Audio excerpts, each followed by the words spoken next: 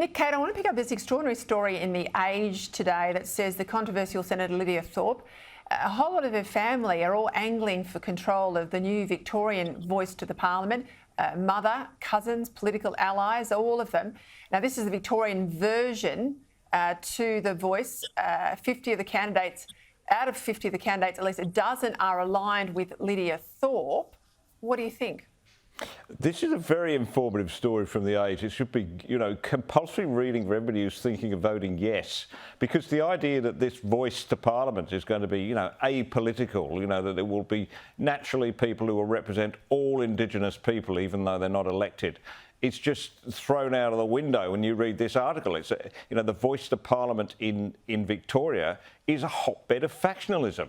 And there's this huge faction called the Thorpe faction with half of the Thorpe family in, as far as I can see, that's trying to wrest control of this voice from others. This is exactly what we fear the voice in Canberra will become, and indeed it will inevitably become it. And it's worse than that, because these people won't even be elected. They'll be chosen somehow. I'm still not quite sure how, and they will fight out factional battles to get control of it. It's just the way it will go, I'm afraid. And every good Aboriginal people, just like will always happen in Minority News in Parliament, will come and say, you've got the wrong people representing us. And that will be the majority of people. We've got to understand Spot what on, this but thing they'll is. be the people that do the... They'll be the people that do the treaty, of course, and the reparations and all those other, I think, life-changing decisions for our country, John. Well, that's the worry. And people who need to recognise, the Uluru Statement itself, I've got to say, it's more fist than kiss. People ought to read it. And the Prime Minister's committed to it in full. So if you're going to vote yes to the voice, recognise that demand transparency, because it plainly means we then move on to a treaty. Treaty with who?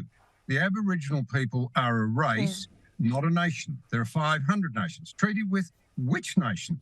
What do the nations that don't get a seat at the table do? Or are we going to do 500 treaties? These are serious questions. And then we get truth-telling. And I'm really worried the truth-telling will be one-sided. It won't be the whole truth. People need to demand transparency on this. Don't vote for a blank cheque. Well, we're going to keep fighting against it, John.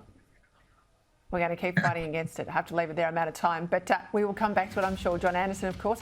Nick Cater, thank you both.